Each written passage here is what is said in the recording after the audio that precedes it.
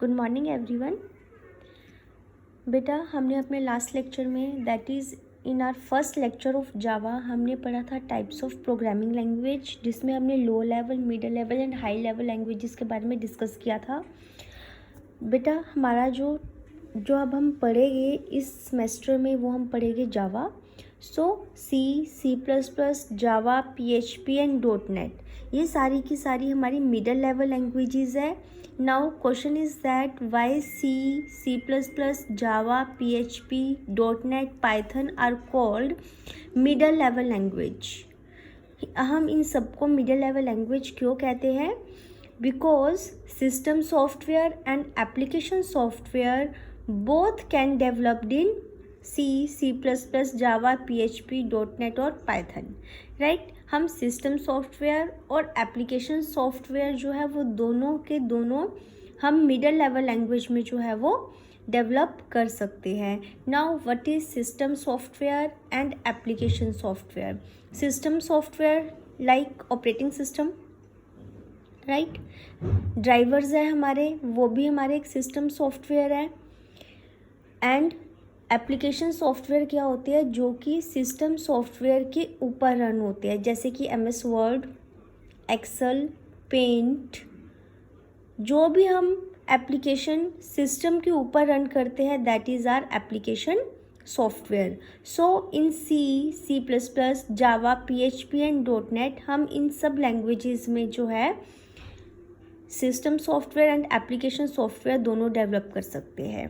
So now in this lecture we will discuss about features of Java. So now we will discuss about very first feature of Java, that is platform independent.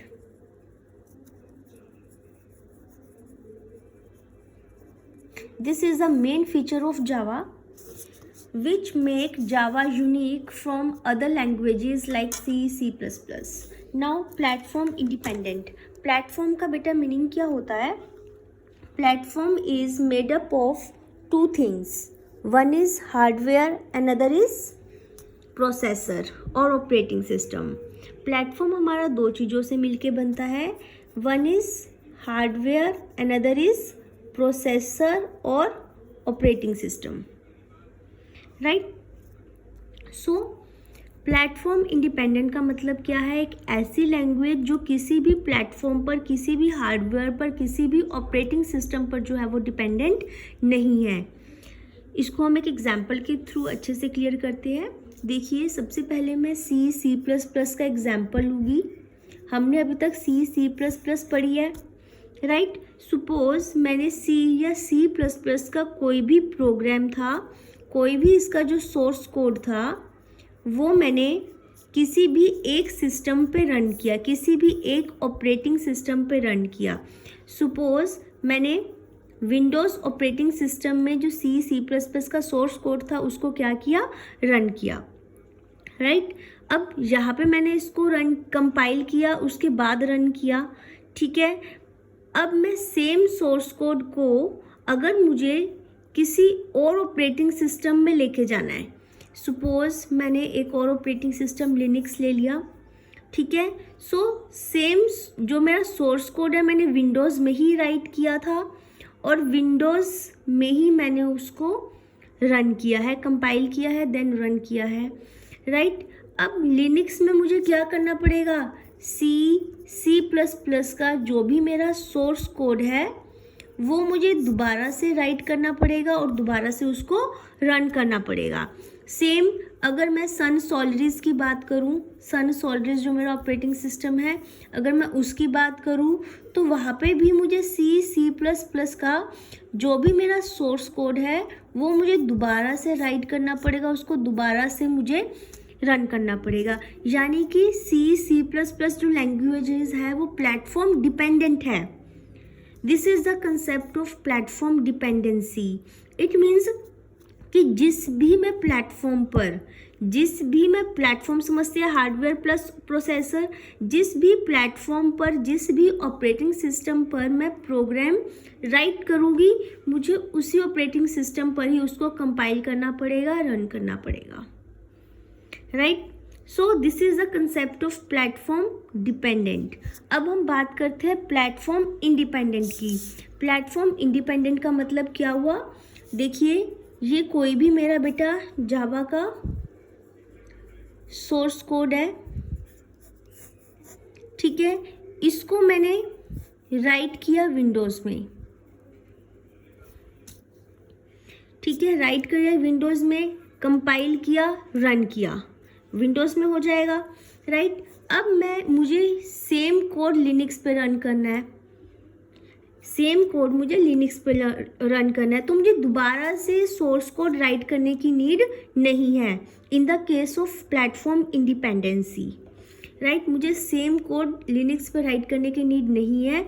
मैं क्या करूँगी, जो भी मेरे previous, जो भी मैंने पहले कोड, जहाँ पर भी जिस भी ऑपरेटिंग सिस्टम पे मैंने ये कोड राइट किया था, राइट, उस वाले ऑपरेटिंग सिस्टम से मैं कंपाइल्ड कोड जो है वो इनहेरिट कर लूँगी और वो सेम कंपाइल्ड कोड मेरा चल जाएगा लिनक्स पे, ठीक है, यूनिक्स पे, सन सोल्ड्रिस पे, मैक पे, जिस मर्जी ऑपरेटिंग सिस्टम पर जो है मैं वो कंपाइल्ड कोड जो है वो रन कर सकती हूँ, राइट। इस कंसेप्ट को हम थोड़ा सा और इलेबोरेट करते हैं, ठीक है। सपोज ये मेरा कोई भी बेटा जावा का सोर्स कोड है जो कि मैंने विंडोज़ पे राइट किया है, मैंने विंडोज़ में राइट किया है, ठीक है। जब मैंने विंडोज़ में इसको कंपाइल किया, जब मैंने इस कोड को कंपाइल किया तो मेरे पास बेटा एक बाइट कोड बनता है, बाइट कोड मेरे पास बनता है जिसे कि हम डॉट क्लास फाइल भी कहते हैं, ठीक है। अब ये मेरा बाइट कोड कहाँ पे बना, विंडोज़ में, क्योंकि विंडोज़ में मैंने सोर्स कोड लिखा है, विंडोज़ में मेरा बाइट कोड बन गया।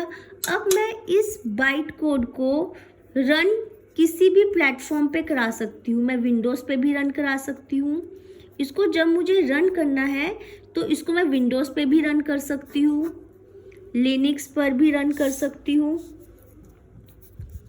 यूनिक्स पर, मैक ऑपरेटिंग सिस्टम, सन सोलरिस, किसी भी उबंटू XYZ किसी भी ऑपरेटिंग सिस्टम पर जो है मैं इस बाइट कोड को रन कर सकती हूँ। बट ये बात थी प्लेटफॉर्म इंडिपेंडेंस के केस में। जब हम बात करते हैं प्लेटफॉर्म डिपेंडेंसी की, तो C++ का कोड जब मैंने विंडोज़ में राइट किया और उसको रन किया तो मेरे पास एक exe फाइल बनती है, .exe फाइल बनी मेरी, ठीक है। रन करने के बाद मेरे पास कौन सी फाइल बनी, .exe फाइल, किस में बनी, विंडोज़ में, ठीक है। अब जब मैंने इसको कंपाइल किया तो मेरे पास .exe फाइल बनी, इस exe फाइल को जब मैंने रन किया तो विंडोज़ में ही मेरी उसकी क्या आ गई, आउटपुट आ गई, ठीक है। अब इस exe फाइल को मैं लिनक्स पर लेकर नहीं जा सकती, ना ही इसको मैं सन सोल्डिस में लेके जा सकती हूँ रन करने के लिए, क्योंकि ये मेरी क्या है, कंपाइल्ड फाइल है, ठीक है। जब मैंने विंडोज़ पे C++ का जो भी सोर्स कोड था विंडोज़ में मैंने कंपाइल किया तो मेरे पास .exe फाइल बन गई, ठीक है। फिर मैंने इसको रन किया, विंडोज़ में ही रन करना पड़ेगा मुझे। इस .exe फाइल को मैं लिनक्स पे या सन सोलरिस में, मैक में, उबंटू में, यूनिक्स में, किसी भी ऑपरेटिंग सिस्टम पर जो है मैं लेकर नहीं जा सकती। अगर मुझे अनदर ऑपरेटिंग सिस्टम पे वर्क करना है तो मुझे दोबारा से सोर्स कोड जो है वो राइट करना पड़ेगा। But in the case of platform independency हम कोई भी सोर्स कोड लिखेंगे, उसको कंपाइल करेंगे, तो जैसे हमारी C++ में .exe फाइल बनती है, सेम जावा में हमारे पास डॉट क्लास फाइल बनती है, इसको हम बाइट कोड भी कहते हैं, राइट। अब इस डॉट क्लास फाइल को मैं किसी भी ऑपरेटिंग सिस्टम पर ले जाकर जस्ट मुझे इसको क्या करना है, रन करना है, राइट। बाइट कोड को मुझे किसी भी ऑपरेटिंग सिस्टम पर जाकर जस्ट इसको रन करना है, मुझे सारा का सारा सोर्स कोड राइट करने की नीड नहीं है। So this is the concept of platform independent. So platform independency के केस में हम एक बात ये भी कह सकते हैं कि हम कोड एक ही बार राइट करते हैं और उसको हम रन किसी भी ऑपरेटिंग सिस्टम पर कर सकते हैं। सो प्लेटफॉर्म इंडिपेंडेंसी का जो कंसेप्ट है वो यही है कि write once and run anywhere. So जो हमारा प्लेटफॉर्म इंडिपेंडेंट कंसेप्ट है या जावा जो है ये मेरी वोरा के रूल को फॉलो करती है। वोरा means write once and run anywhere. Anywhere मतलब किसी भी प्लेटफॉर्म पर जो है वो हम रन कर सकते हैं जावा के कोड को। So this feature makes Java a unique language. So ये फीचर जो है जावा का उसको यूनिक लैंग्वेज जो है वो बनाता है। सो वोरा का जो रूल है write once and run anywhere, जो कंसेप्ट है जावा के अंदर वो इसको दूसरी लैंग्वेजेस से डिफरेंट बनाता है, राइट। सो बेटा this is our first feature of Java, that is platform independent. Next is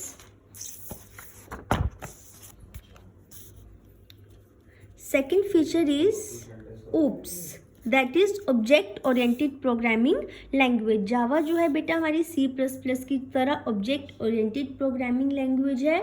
everything in Java is within classes and objects। इसमें हम classes and objects यूज करते हैं like C++, right। so OOPS is basically on the concept of pi। ये हमने अपने last lecture में भी discuss किया था। pi means polymorphism, inheritance and encapsulation।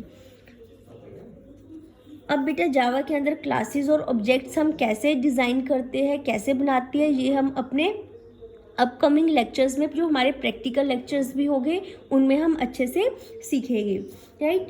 Third is robust and secure language. Robust and secure language, बेटा जावा जो है हमारी एक रोबस्ट एंड सिक्योर लैंग्वेज है। कैसे सिक्योर है, हमने कल भी बात की थी कि जावा के अंदर पॉइंटर्स नहीं होते, स्ट्रक्चर यूनियन नहीं होता। अगर जावा के अंदर पॉइंटर्स नहीं है यानी कि ये हमारी जो मेमोरी है उसको जो है ऑक्यूपाई नहीं करते। पॉइंटर्स के थ्रू जो है हम किसी भी पॉइंटर का मतलब क्या होता है, मेमोरी एट एड्रेस। हम किसी भी एड्रेस की मेमोरी को जो है वो फैच कर सकते हैं। जावा में पॉइंटर्स नहीं है, सो हम किसी भी सिस्टम की इंटरनल जो मेमोरी है उसको फैच नहीं कर सकते। So Java is a more secure language. In the same way Java का जो भी कोड होगा बाइट कोड की फॉर्म में फ्लो करता है नेटवर्क्स पे। इस बाइट कोड को बेटा क्रैक करना बहुत ही मुश्किल है, वी कैन से इम्पॉसिबल है। So due to its byte code Java is more secure language. Next is portable. Java is a portable language, जैसे कि हमने अपने इसमें भी प्लेटफॉर्म इंडिपेंडेंट में भी पढ़ा है कि बाइट कोड को हम किसी भी ऑपरेटिंग सिस्टम पर ईजिली लेके जा सकते हैं। जस्ट हमें बाइट कोड चाहिए और उसको हमें रन करना है, हमें सोर्स कोड की रिक्वायरमेंट नहीं है। बाइट कोड जो होता है बेटा ये मेरा मेमोरी में 1 बाइट लेता है। Byte code will take only 1 byte in memory. आपका जितना मर्जी, सपोज आपने 10 बाइट्स का कोई भी जावा का कोड लिख दिया, बट जब हम उसको बाइट कोड में कन्वर्ट करेंगे, जब हम उसको कंपाइल करेंगे तो वो 1 बाइट से ऊपर की जो है मेमोरी ऑक्यूपाई नहीं करेगा। आपका सारा का सारा कोड जो है वो कॉम्पैक्ट होके कंप्रेस होके 1 बाइट के अंदर ही जो है वो आ जाएगा, राइट। सो पोर्टेबल मीन्स कि जावा का जो कोड है इजी किसी भी ऑपरेटिंग सिस्टम पर जो है हम उसको पोर्ट कर सकते हैं, right. Next feature is open source language.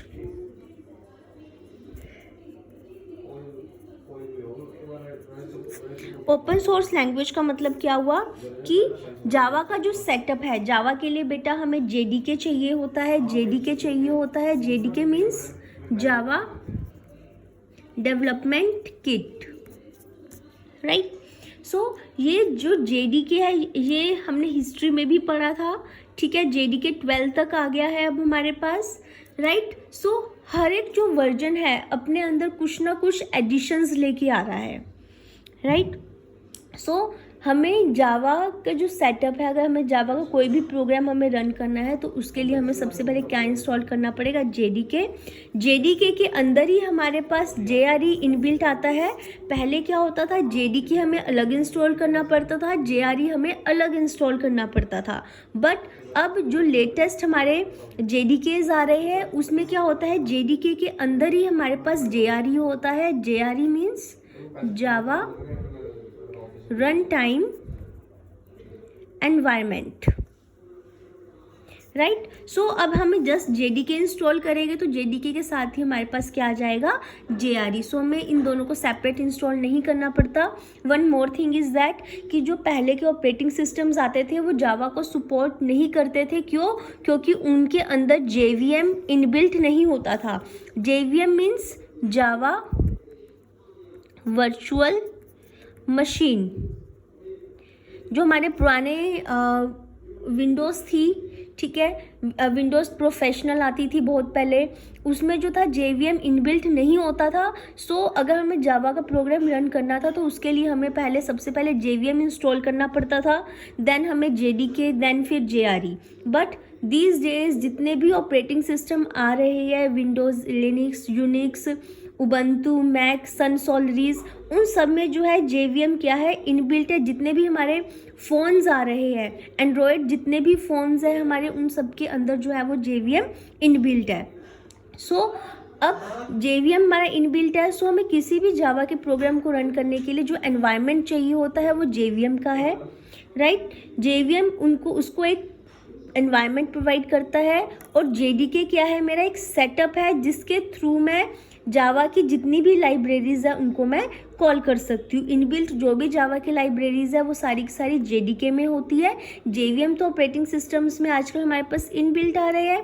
So JDK हमें एक्सटर्नली जो है वो इंस्टॉल करना पड़ता है अपने सिस्टम के अंदर. सो जो JDK है ये हमारा इंटरनेट पे बेटा ईजिली अवेलेबल है, फ्री ऑफ कॉस्ट डाउनलोड है. So Java is called a open source language. मतलब कि क्या हुआ कि जो JDK है वो हमें ईजिली अवेलेबल हो जाता है इंटरनेट पे without any payment, right. So next feature is multi threading. बेटा मल्टी थ्रेडिंग का जो कंसेप्ट है ये मल्टीटास्किंग जैसा ही है. जैसे हम मल्टीटास्किंग में क्या होता है कि हम एक टाइम पर मोर देन वन टास्क कर लेते हैं.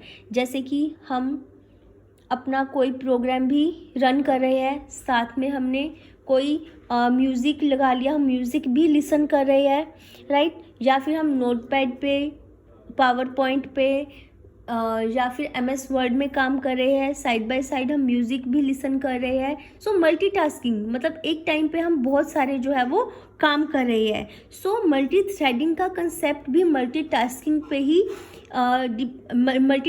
से ही आया है. मल्टी थ्रेडिंग का कंसेप्ट, मल्टीटास्किंग में जैसे छोटे छोटे टास्क होते हैं, ऐसे ही मल्टी थ्रेडिंग में छोटे छोटे थ्रेड्स होते हैं. आप में से काफ़ी बच्चों ने टास्क मैनेजर ओपन किया होगा अपने सिस्टम पे. टास्क मैनेजर में बेटा क्या होता है, जितनी भी हमारी रनिंग प्रोसेसेस होती है, whether notepad, PPT, Chrome, Mozilla, MS Word, हमने जो भी चीज़ें जो है एट प्रेजेंट हमने सिस्टम पे ओपन की हुई है वो सारी की सारी हमारी टास्क मैनेजर में शो हो जाती है प्रोसेसेस. और जैसे जैसे हम उन प्रोसेसेस को बंद करते रहते हैं, टास्क मैनेजर से भी वो प्रोसेसेस जो है वो रनिंग स्टेट से हट जाती है, right. So task manager is the best example of multi threading. उसमें क्या होता है, छोटे छोटे से थ्रेड्स बन जाते हैं. नोटपैड रनिंग स्टेट में है, उसका एक small thread. MS word running state में है, उसका small thread. PPT running state में है, उसका स्मॉल थ्रेड. रनिंग स्टेट का मतलब ये नहीं है कि हम उस पर काम करें. अगर हमने उसको मिनिमाइज भी कर दिया, सपोज मैं नोटपैड पे पहले काम कर रही थी, मैंने नोटपैड को मिनिमाइज करके MS वर्ड स्टार्ट कर दिया, तो टास्क मैनेजर में नोटपैड भी शो होगा और MS वर्ड भी शो होगा. कब तक शो होगा, जब तक मैं उसको एक्सप्लिसिटली जो है वो क्रॉस करके क्लोज ना कर दूँ. सो task manager is the best example of multi threading. उसमें जितनी भी प्रोसेसेस हमारे पास रनिंग स्टेट में होती है, ओपन होती है, उनको हम एक स्मॉल थ्रेड की तरह जो है वो शो करते हैं,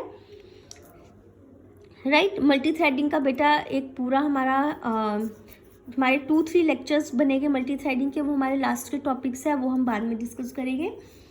next is architectural neutral language. Architectural neutral language. बेटा अब ये हम फीचर जो है अच्छे से अंडरस्टैंड कर सकते हैं। आर्किटेक्चर न्यूट्रल का मतलब क्या हुआ, ये किसी भी जो जावा है किसी भी पर्टिकुलर ऑपरेटिंग सिस्टम पर जो है वो डिपेंड नहीं करती। ठीक है, अगर हम इसको किसी एक ऑपरेटिंग सिस्टम पर रन करते हैं तो इसका मतलब ये नहीं है कि हम उसी पर ही उसको रन कर सकते हैं, उसके बाइट कोड को हम किसी भी अनदर ऑपरेटिंग सिस्टम पर जाकर जो है वो रन कर सकते हैं। ये हार्डवेयर डिपेंडेंट नहीं है। आर्किटेक्चर न्यूट्रल लैंग्वेज का मतलब यही है कि जो जावा है एक पर्टिकुलर हार्डवेयर पर डिपेंडेंट लैंग्वेज नहीं है। ठीक है, next is interpreted as well as compiled language। इसका मतलब क्या हुआ बेटा, सी लैंग्वेज थी, हमने C++ अब तक पढ़ी है। ठीक है, या तो हम इसको इंटरप्रेट करते हैं C++ को F7 से हम इंटरप्रेट कर देते हैं, लाइन बाय लाइन एग्जीक्यूशन होती है, या फिर हम कंट्रोल F9 से उसको कंपाइल करते हैं। ठीक है, या मतलब C++ ऐसी लैंग्वेज है जिनको या तो हम इंटरप्रेट कर सकते हैं या फिर उनको कंपाइल कर सकते हैं। दोनों हम साइमल्टेनियसली एग्जीक्यूट नहीं करवा सकते। ठीक है, क्योंकि दोनों का टास्क सेम होता है। ठीक है, इंटरप्रेट का मतलब एरर्स निकालना, कंपाइल का मतलब एरर्स निकालना, राइट। बट जावा के केस में इंटरप्रेटर और compiler, interpreter line by line error निकालता है, कंपाइलर क्या करता है पूरे के पूरे कोड को एक ही बार में एग्जीक्यूट करके एरर्स बता देता है। बट जावा जो है वो इंटरप्रेटेड और कंपाइल्ड दोनों होती है इस लैंग्वेज में, जावा के अंदर। ठीक है, कैसे होती है देखिए, इसको हम एक छोटे से डायग्राम के थ्रू समझते हैं। कोई भी बेटा, ये हमारा जावा का सोर्स कोड है। ठीक है, इसको जब मैंने इंटरप्रेट किया,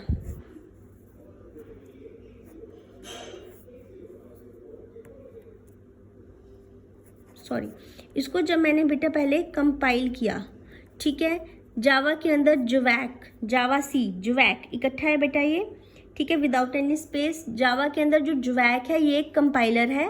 सो जब मैंने सोर्स कोड को कंपाइल किया तो मेरे पास बन गया बाइट कोड, जो कि एक डॉट क्लास फाइल है। ठीक है, अब इस डॉट क्लास फाइल को रन करने के लिए मुझे इसको करना पड़ेगा इंटरप्रेट, यानी कि इसको मुझे रन करना पड़ेगा। ठीक है, रन करने के लिए मेरे पास आता है जावा।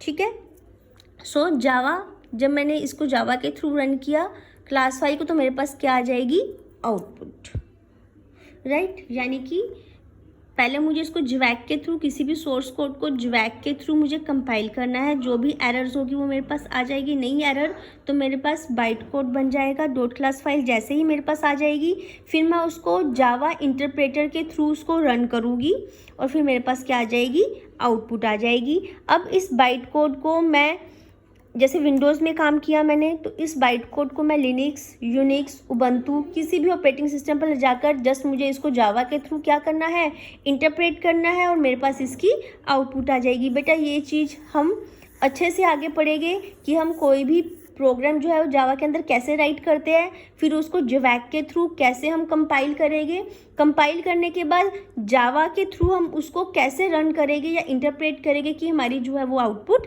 हमें मिल जाए। ठीक है, आज के लिए बेटा इतना ही। Thank you.